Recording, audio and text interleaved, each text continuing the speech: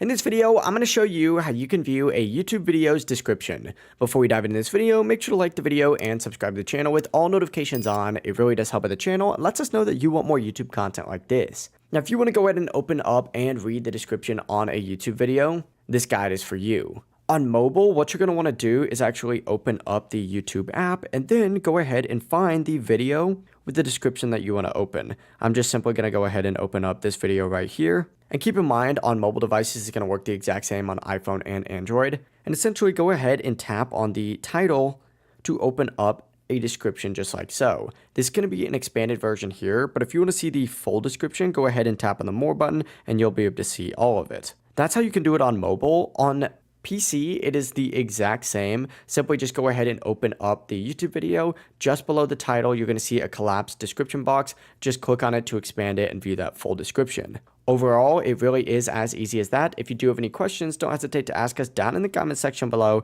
And before you leave this video, make sure to like the video and subscribe to the channel with all notifications on. It really does help us out and lets us know that you want more content like this. Have a great rest of your day. Peace.